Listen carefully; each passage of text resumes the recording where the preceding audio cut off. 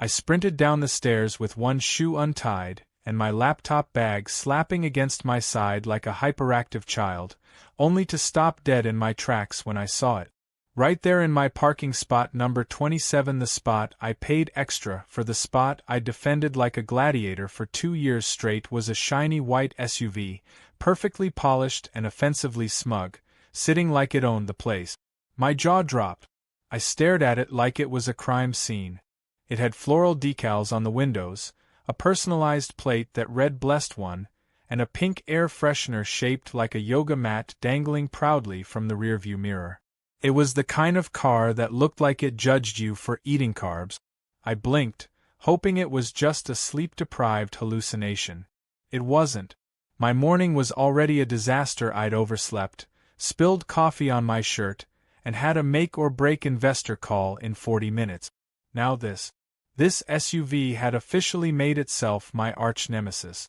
I whipped out my phone and called the building manager. No answer. I texted. No reply.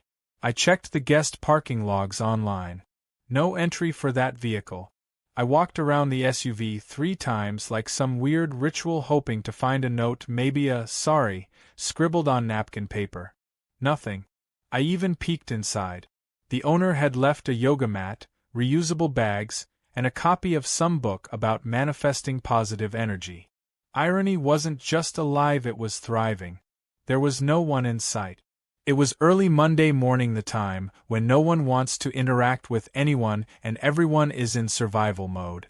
And yet here I was in combat mode with a mystery SUV that decided to colonize my territory. I had no time to fight. I parked 3 blocks down, jogged back, and joined my Zoom pitch 3 minutes late with my hair clinging to my forehead and my Wi-Fi cutting out every time I tried to share my screen. My boss messaged me mid-call saying we'll talk later, which was corporate for "this is not good." When the call ended and my shirt had fully glued to my back with sweat, I slammed my laptop shut and muttered a string of curses that probably made the neighbor's dog blush. I didn't even know who I was angrier at, the person who parked there or the HOA for creating a system that couldn't even tow a clearly parked out-of-bounds vehicle without 15 forms, 2 witnesses, and a blood oath. By the time evening rolled around, I went back to check, and the SUV was still there like it had been installed by the manufacturer. I waited in the lobby with a view of the spot, hoping to catch whoever owned it. Nothing. 10 p.m. came. Nothing. Midnight. Still there. The next day, same thing. And the day after. At this point, it wasn't just annoying, it was psychological warfare. I started leaving polite notes: "Please move your car, this is a reserved space," nothing aggressive, nothing nasty. They all disappeared by morning like a magic trick. On Wednesday I saw a faint smudge on the windshield where I'd left a sticky note. Whoever this was either blind, bold, or just plain evil. Then Thursday happened. I was returning from a grocery run, arms full, keys in teeth bags slicing into my fingers, when I saw her. Blonde ponytail bouncing, yoga pants that probably cost more than my monthly rent, and a Bluetooth headset glued to her face like she was closing Wall Street deals. She waved goodbye to someone at the end of the drive and marched confidently straight to the SUV. My blood froze. I dropped one of the grocery bags, eggs nearly cracking on the sidewalk, and sprinted up. "Excuse me," I called out, panting. "Is this your car?" She turned with the grace of a theater diva mid-curtain call. "Oh yes, sorry, I've been meaning to move it," she said, like she was talking about leaving a cup on the counter, not hijacking someone's paid parking for nearly a week. I tried to keep my voice civil, even though I was one frayed nerve away from screaming into the void. "This is my reserved spot, I've been leaving notes, and reaching out to the HOA. "Oh," she said, her eyes scanning me like I was the one who'd done something wrong. "I thought no one was using it. It's so close to the building, I figured it was free." "You figured," I repeated, slowly feeling my pulse throb behind my eyes. "It's labeled 27. There's a sign. My name is on the lease." "Yeah, but you know how these things are, it's just a parking spot, right?" She gave a tight smile and walked off, swinging her bag over her shoulder like she'd just delivered a TED Talk on entitlement. That night I didn't sleep. I lay awake imagining scenarios where I towed her car with a helicopter or filled her exhaust pipe with glitter. I even considered painting my spot neon green with a biohazard sign. But the next morning her SUV was still there, smirking at me, taunting me, like it knew I couldn't do anything. I called the HOA again. They said they'd look into it. They also said I needed photographic proof of her actually parking in it. What was I supposed to do? Install a wildlife camera? On Friday I started taking photos from my window. Time-stamped, high-quality, daily proof. Karen, and yes, by now I had named her Karen, was using my space as her personal spa valet. Saturday morning I caught her doing stretches behind the car. In my parking spot. I almost choked on my coffee. I confronted her again and she gave me a new excuse. Apparently she hurt her foot and needed to be close to the building. I asked her if that was before or after the yoga stretches she did while giggling into her Bluetooth headset. She didn't respond.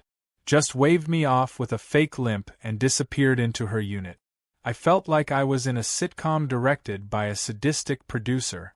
But something changed that evening. As I walked past her SUV again, I noticed something different. The passenger window was slightly down. And sitting right there inside was a duplicate key.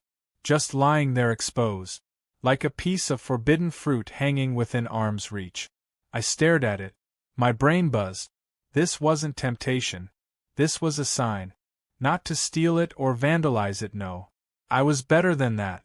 But it did plant the seed of something far more creative. Something poetic. Something engineered. I'm not just some angry guy with a grudge. I'm a mechanical engineer. My workshop has tools that could build a small tank if needed. And as I stood there in the fading light of the evening, the gears in my head started turning. Literally. She wanted to play this game. Fine. But I was going to write the rules now. And Chapter 1 was about to end with the soft click of a chain locking in place. The next morning I stood in my workshop, sipping burnt coffee and staring at a mess of chains, clamps, carabiners, and a whiteboard that looked like it belonged to a mad scientist instead of a mechanical engineer with a clean record. I wasn't going to damage her car. That wasn't the plan. This wasn't about revenge. This was about balance. About restoring the sacred order of Spot 27 and making sure that for once, Karen learned that other people's space wasn't her personal playground. I needed something big, dramatic, but non-destructive. Something that would echo in the HOA's ears and replay in Karen's mind every time she saw a parking line. So I decided to do what I did best. Build something they couldn't ignore. Over the next 2 days, every spare moment outside work hours was dedicated to construction. My garage turned into a Frankenstein lab of steel. I worked like a man possessed, measuring anchor points, calculating load limits, and creating a modular, fully removable chain grid designed to wrap a car like a present. I had motion sensors. I had an old industrial winch. I even designed a magnetic lock system that required a key fob coded with my phone. The idea wasn't to hurt her vehicle. The idea was to make it completely unusable without my permission. And above all, it had to be reversible. If the HOA came knocking, I needed to prove I hadn't damaged anything. I even wrote a script to automate a log of timestamps and footage for legal proof if things got ugly. On Sunday morning I did a final test run on my own car. It worked perfectly. It took just under 15 minutes to fully encase the vehicle in crisscrossed steel chain and anchor it to a hidden wedge under the tire. Then another 5 minutes to release it cleanly. I could do this. I was ready. Karen's SUV sat in my spot again, taunting me like an uninvited guest who eats all the snacks and leaves muddy footprints on the couch. She was getting bolder too. There was now a sunshade in her windshield with a quote that read positive vibes only. It was like being mocked by a Pinterest board. I took one last deep breath, loaded the gear into my friend Amir's van, and we waited until nightfall. At around 2 a.m., with the apartment complex in complete silence, Amir and I crept into the lot like two oddly specific burglars. He held the flashlight and double-checked for security patrols while I rolled out the chain reels. We worked fast, years of shared college projects making our coordination perfect. First came the base ring around the tires, then the vertical loops around the doors, carefully avoiding any scratching. The lock grid clicked into place with a satisfying clink, and we finished by wrapping a giant orange netting ribbon across the hood with a laminated tag that read "Surprise for those who take what isn't theirs." From start to finish it took us exactly 17 minutes. We high-fived without a word and vanished into the building. Monday morning came with a chorus of chaos. I was in my window by 6:45, sipping my coffee and waiting. At 7:15 the front door of Building 2 burst open and there she was, ponytail swinging, reusable mug in hand, and a purse that could probably house a small horse. She walked toward the SUV with her usual confidence, and then stopped so suddenly she nearly dropped her drink. Her arms flailed. She took a few steps back, then forward again. Then back again. It was like watching someone try to reason with a force of nature. Her voice pierced the stillness of the lot. "What the hell is this? Are you serious? Is this some kind of joke?" she shouted into the air, as if the universe owed her an explanation. I could see her try to pull at the chains. She tugged at one, then another. The magnetic locks held tight. She whipped out her phone and started snapping pictures, pacing in circles like a lion in a cage. Within minutes she was on a call, pacing faster, voice louder. I heard snippets from my open window. "Vandalism, yes, still here. Can't believe. I don't even know his name." That part made me laugh. She'd parked in my spot for a week straight, ignored my notes, ignored me, and now she didn't even know who she'd messed with. By 8 o'clock, the HOA president himself waddled into the parking lot with a clipboard and a face that screamed, "This is not what I signed up for." Karen descended on him like a Category 5 storm. She pointed, shouted, gestured wildly. He tried to stay calm, asked her questions. She kept repeating, "It's just a parking spot," as if that explained everything. Eventually he knocked on my door. I opened it fully dressed, sipping my second cup of coffee like it was just another Monday. "Mr. Leo," he said, clearing his throat, "there's been a situation. Did you happen to wrap someone's vehicle in steel chains last night?" I nodded. "I did." He blinked. "May I ask why?" I showed him the pictures on my phone. Every day she'd parked there. Every note I left. The video clip from Wednesday where she said she thought the spot was free. The email thread with the HOA. His eyes grew wider by the second. I said I just wanted to make sure she couldn't leave without a conversation. "And don't worry, nothing is damaged. I designed the system myself." He looked like he wanted to be anywhere else. Karen appeared in the hallway moments later with her arms crossed and rage bubbling out of her eyes. "This is insane," she barked. "You can't just trap people's cars. You can't just steal people's property," I said calmly. "That spot costs me an extra $80 a month. You used it for a week without asking. This was me getting your attention." She scoffed, turned to the HOA guy and demanded that they call the police. They did. The officers arrived about 30 minutes later. They looked over the setup, asked questions. I walked them through everything. Showed them how the chains caused no damage. That it was a security device. That the car had been parked illegally on private property assigned specifically to me. That the vehicle's owner had ignored notes and verbal warnings. One of the officers chuckled. "This is the most secure parking job I've ever seen," he said. Karen was livid. She accused me of harassment, of stalking, of public humiliation. But she had no leg to stand on. In the end, the officers said it was a civil dispute and no crime had occurred. They recommended Karen take the issue up with the HOA. I offered to remove the chains, but only if she signed a written agreement acknowledging the space as mine and agreeing never to park there again. She refused. Said she wouldn't sign anything under duress. So I handed her a card with my number and said, "When you're ready to stop treating people like doormats, you know where to find me." She stormed off and I locked the system again, walking back upstairs as if I'd just left a courtroom victorious. The story spread like wildfire through the complex. Neighbors texted me laughing emojis. One person left a Starbucks gift card on my doormat. A retired man from Unit 4B gave me a nod of respect in the hallway. Even the building's dog walker said she'd been waiting for someone to put Karen in her place. I didn't say much. I let the chain speak for itself, because sometimes silence wrapped in steel says more than words ever could. And Karen wasn't just hearing it. She was living in it. It had been about a week since I removed the chains and restored Karen's SUV to its natural, entitled state. I hadn't seen her since. Not her car, not her face, not even the shadow of her pastel sneakers. It was like she'd vanished into the HOA's drywall.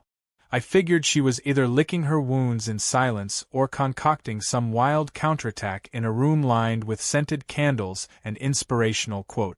I tried to let it go. I really did. My mornings returned to peace. My coffee didn't taste bitter with rage. I got to use my own parking spot without feeling like I was trespassing on my own money. But the silence didn't last. It never does with people like her. Entitlement doesn't sleep. It reloads. Late Friday night, I received a new letter from the HOA slipped under my door.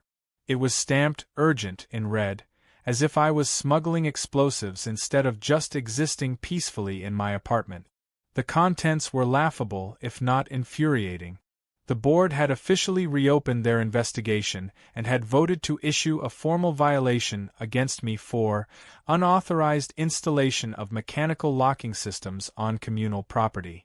They claimed a majority vote had passed in favor of the fine and requested I pay within 10 business days. This time there was no suspension or review. This time it was direct and condescending, complete with a line about how community harmony depends on measured conduct. I called the number listed on the letter the next morning. After waiting on hold for 20 minutes listening to instrumental jazz that made me question my sanity, I finally reached Denise, the HOA secretary who always sounded like she was in the middle of a very dramatic soap opera. She said the decision was final. No appeal process. No negotiation. I asked who voted. She listed 3 names. One of them was Karen. I asked how someone involved in the incident could vote on a case about herself. Denise paused, then said she was acting as a neutral board member when casting her vote.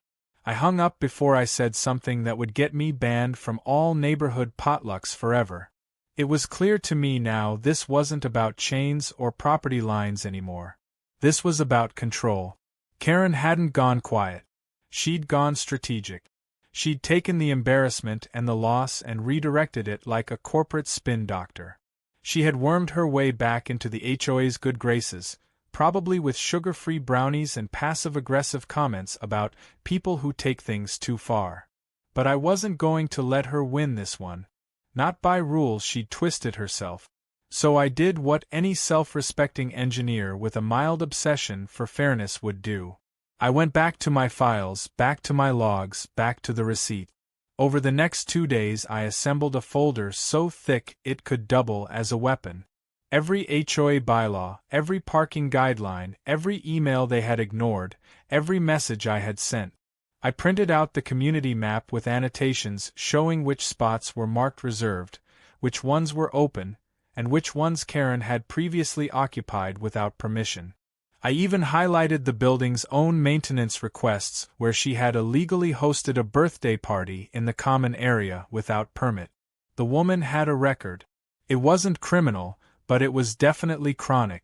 But the true jewel in my arsenal was something unexpected. One of the neighbors, an older man named Jerry who barely spoke a word during board meetings, approached me in the laundry room one morning.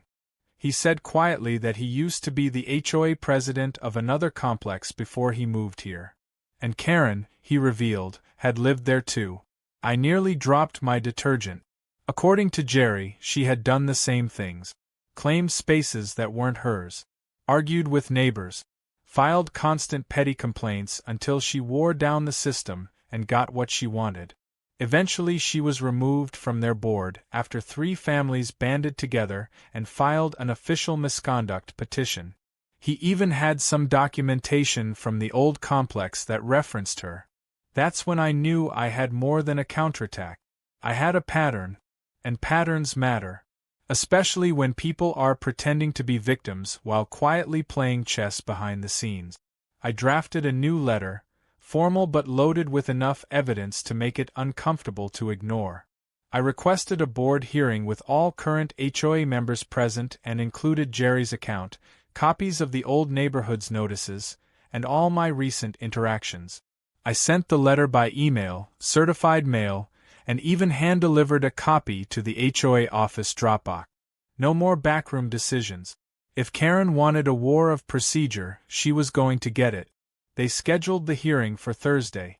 It was to be held in the community room, the same beige-colored chamber where people usually argued about dog poop and holiday decorations. This time it had more eyes than usual. News had spread. More residents had started digging up their own encounters with Karen. A young couple who had once been fined for their kids drawing chalk on the sidewalk. A veteran who said Karen once accused him of faking a disability to get better parking. The woman had been quietly terrorizing the complex under the cover of HOA politeness, and the spell was starting to break. When I entered the room that evening, it was already half full. Karen sat at the end of the table, arms crossed, hair pulled tight, lips pursed like she was on trial for a reality TV drama. The board members shuffled their papers nervously as I walked to the front and placed my stack of documents on the table like I was about to teach a college course titled How Not to Abuse Power. I didn't raise my voice. I didn't insult anyone. I walked them through the timeline, the footage, the records, the calls, the inaction, the retaliation. I ended with a single sentence. You let one person twist the rules for personal convenience, and now you're punishing someone for defending what he was paying for. For a moment, no one said a word. Then Jerry spoke. He confirmed everything. Quietly, calmly. A second board member, who had previously avoided eye contact with me, raised his hand and said he hadn't even been shown all the material before being asked to vote. Another resident stood up and said if Leo gets fined for this, then you better find the lady who parks her RV next to the fire lane every summer. A few people laughed, but the message was serious. Karen tried to speak then, finally, but her words were shaky. She called the whole thing an overreaction, claimed it was about community standards, and not letting neighbors take the law into their own hands. But by then, it was clear her influence was eroding. She was no longer the voice of order. She was the symbol of every ignored complaint and every double standard. The board didn't vote that night. They said they needed to review everything properly and would release their decision by the weekend. But I already knew. The tide had turned. And for once, it wasn't in Karen's favor. That night I walked past spot 27 with a small smirk on my face. No chains. No chaos. Just a simple, clean space, and a feeling that maybe this time the story wouldn't end with a shrug from the people in charge. Maybe, just maybe, accountability had finally made a guest appearance. The following morning felt different. There was a shift in the air like the calm before a storm, or maybe the quiet after a successful ambush. Karen's SUV sat perfectly still, wrapped tightly in the steel embrace I had engineered with both technical precision and deep, simmering irritation. There wasn't a scratch on her vehicle, no broken windows, no slashed tires. Just an elegantly secured cage of interlocking chains, magnetic anchors, and the crown jewel, the oversized orange construction net bow on the hood that flapped slightly in the breeze like a flag of poetic justice.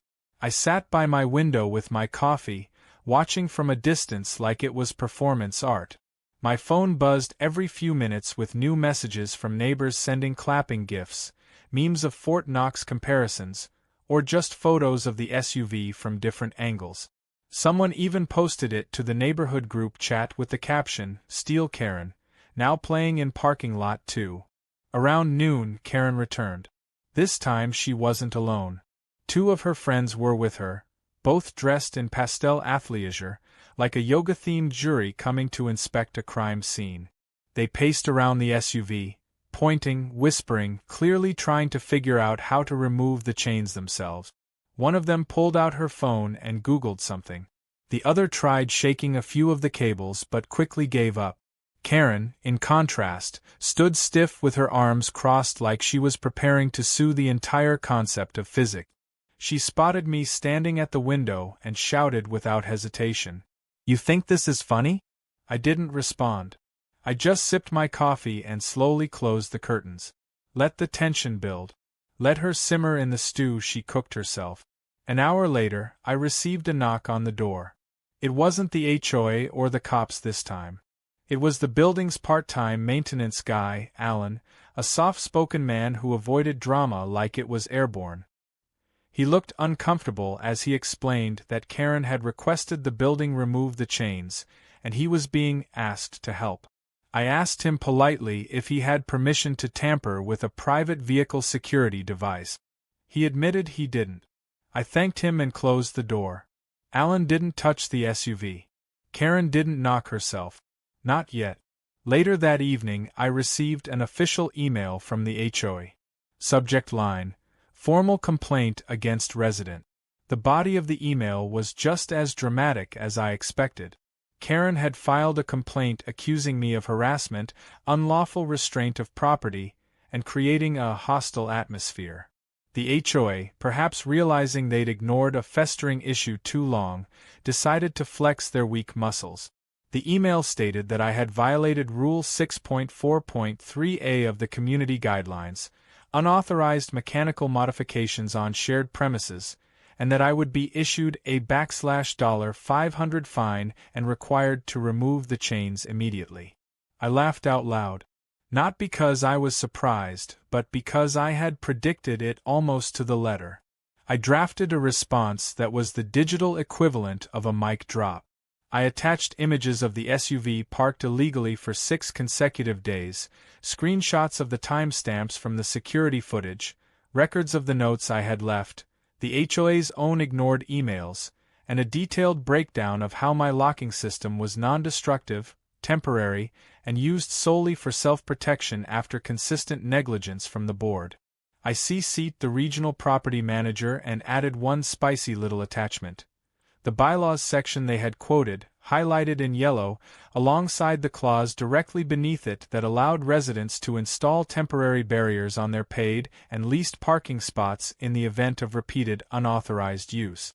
I didn't write a single threatening word. Just facts, dates, documents, and enough legal breadcrumbs to make their heads spin. I didn't hear back for 2 days. In those 2 days, Karen didn't approach me. She didn't touch the car. She just glared from a distance and continued telling anyone who'd listen that I was a dangerous maniac. But the neighborhood had shifted. I wasn't being treated like a villain. I was being treated like the guy who finally stood up to someone who'd been walking all over people for years. An older woman named Ruth from down the hall came to my door with banana bread. She said she'd had her garden chairs stolen once, and the HOA did nothing. Another guy from Building 3 sent me a message saying Karen once called security on his nephew for riding a scooter too fast in the hallway. The stories were flowing like floodgates had opened. Karen had been a quiet tyrant, and I had apparently become a local legend for daring to bind her SUV in steel. On the 3rd day, the HOA finally responded. The fine was being suspended pending further review. They thanked me for the detailed documentation. The tone had changed. Suddenly I was Mr. Leo instead of the resident in question. That same afternoon, I heard a knock on the door again. This time it was Karen. No friends, no phone in hand, just her, visibly uncomfortable, arms crossed but lacking her usual fire. I opened the door but didn't invite her in. She stared at me like she was trying to decode whether I was human or demon. She didn't apologize. She didn't yell. She just said, "So what do you want? You've made your point. My car's been stuck for days." I nodded slowly and replied, "What I wanted was my space back and for you to stop pretending other people's rules don't apply to you." She scoffed, like she still couldn't believe I had dared to say no to her. I continued, "If you're willing to acknowledge what you did and promise not to park in my spot again, I'll unlock it. No tricks, no public shaming, just a reset. She hesitated. For a full 30 seconds, she stood there like her pride and logic were in a wrestling match inside her head. Then she muttered something like fine and left. An hour later, she slid a folded note under my door. It was written in a mixture of sarcasm and performative humility. I regret that I parked in your spot. I will not do it again. You have made your point. Congratulations. It wasn't much, but it was enough. I went down that evening, unlocked the chains, and carefully removed every cable, every anchor, every part of the structure. I wiped the SUV down, left no scratches, no residue. Just a single sticky note under the wiper blade that said welcome back to reality. The SUV was gone by morning. Not just from my spot but from the entire lot. I didn't see it again for a while. Word was she'd started parking down the street near the visitor lot. The HOA didn't bother me again. No fine. No lecture. And as for Spot 27, it remained untouched, respected, and deeply legendary. I didn't tell the story to everyone. I didn't brag. But I didn't need to. The chains had done all the talking. And from that moment on, no one dared test the patience of the guy with a mind sharp enough to build a trap and calm enough to wait for karma to walk right into it. Saturday morning arrived with an odd sense of suspense hanging over the building, like the air right before a thunderstorm. The HOA board had promised a final decision on the violation, and although they hadn't announced an exact time, everyone in the complex knew it was coming. People were unusually talkative in the hallways, hanging around mailboxes or pretending to water plants near the community room just to catch wind of the news. I had been calm all week, not because I trusted the HOA to be fair, but because I had taken every precaution to ensure this wasn't about revenge anymore. It was about principle. Karen had been quiet since the hearing, noticeably absent from her usual routine of wandering around with her Bluetooth headset, pretending to run a company no one had ever seen evidence of. Either she was planning a last-minute comeback, or she was finally starting to understand what it felt like to lose control. Around noon, the email arrived. It was brief and almost clinical in tone. After reviewing the submitted materials and the testimony provided by all parties, the HOA board has voted to rescind the violation notice issued to Mr. Leo and formally recognize Spot 27 as his designated, leased space. The letter also included a note stating that no further unauthorized use of the spot would be tolerated, and future incidents would be subject to fines or towing at the violator's expense. There was no apology, no direct acknowledgement of Karen's manipulation, but it was a win. A solid, written win. I reread the email 3 times, not because I didn't believe it, but because I needed to let the weight of it settle in. It wasn't just about parking anymore. It was about standing up to someone who had built a castle out of indifference and assumed no one would ever question her authority. The news spread fast. I barely stepped out of my apartment before people started congratulating me. A woman from the 3rd floor offered to bake cookies in celebration. A teenage boy gave me a fist bump and said his mom called me the parking ninja. Even the old man from Unit 1A gave me a rare smile and said, "About damn time someone stood up to her." It was the kind of quiet neighborhood victory that didn't make the news but rippled through the community like a silent revolution. And as much as I appreciated the recognition, I knew that the real victory was how people had started to question the rules and the people who enforced them unfairly. Karen, however, didn't take it well. I didn't see her again until Sunday afternoon. I was walking toward my car, parked exactly where it belonged, when I spotted her standing near the mailboxes. She wasn't wearing her usual athletic gear or her power walk expression. She looked different. No headset, no sunglasses, just Karen, holding a manila envelope and glaring like she had swallowed a lemon. As I passed, she stepped into my path. "We need to talk," she said flatly. I stopped. For a moment I thought she might try to argue again, maybe accuse me of defamation or harassment or something equally unhinged. But instead, she handed me the envelope and said, "I wrote it out. For your records. Then she walked away without another word. I stood there for a few seconds before opening the envelope. Inside was a typed letter. It was only a page long. It didn't include the words sorry or apologize, but it did say this. I acknowledge that I used your parking spot without permission and without attempting to find a solution. I understand that my actions caused frustration and that you responded within your right. I will not use your space again, and I agree to abide by the HOA's parking regulations moving forward. It wasn't warm. It wasn't friendly. But it was written. Signed. Dated. I folded it carefully and placed it in the glove box of my car.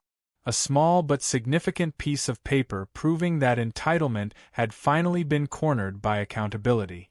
A few days later, the HOA hosted an emergency meeting. Not about me, but about parking violations and the board's process for handling complaints. Apparently, my case had triggered an avalanche of residents coming forward with similar stories, not just about Karen, but about other issues the HOA had ignored or mishandled. What started as a war over a single parking spot had become a catalyst for community reform. They were drafting new policies for quicker dispute resolution, clearer reporting channels, and even proposing term limits for board members. And the kicker? Karen resigned from the board that very night. No fanfare. No announcement.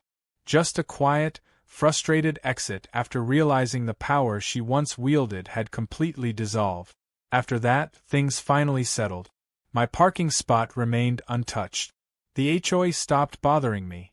Karen went back to being just another resident, no longer hovering above the rules but walking alongside the rest of us. Sometimes I saw her around the building, at the mailbox in the stairwell, but she no longer made eye contact. The defiance was gone, replaced with something that looked almost like introspection.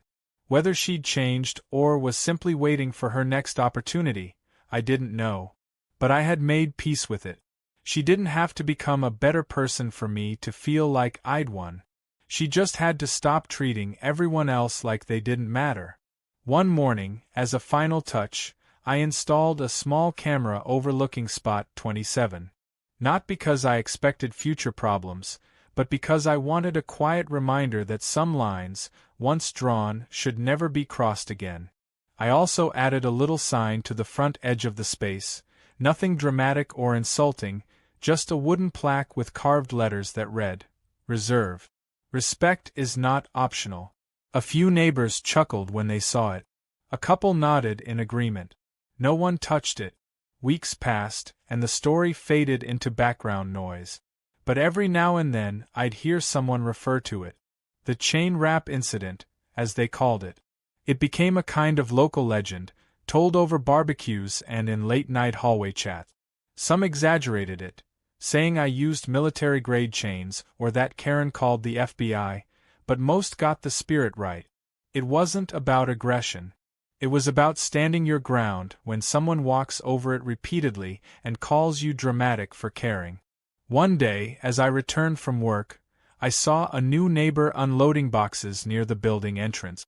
She looked lost, balancing a stack of things while trying to figure out the parking situation. I helped her carry a few items and showed her around. She asked me if it was always this peaceful here. I smiled and said it wasn't, but it got better. She nodded, then pointed at Spot 27. That's a nice sign, she said. Someone must really love that space. I chuckled and replied, yeah. You could say that Spot's been through a lot. She laughed, not knowing the story behind it. And I realized, finally, that was the point. That spot didn't just belong to me anymore. It belonged to everyone who'd ever been walked on, ignored, or told to sit down and be quiet. It was a reminder that sometimes all it takes is one person to say no, and mean it. And if that message came wrapped in a few 100 pounds of steel chain, well, maybe that just made it a little harder to forget.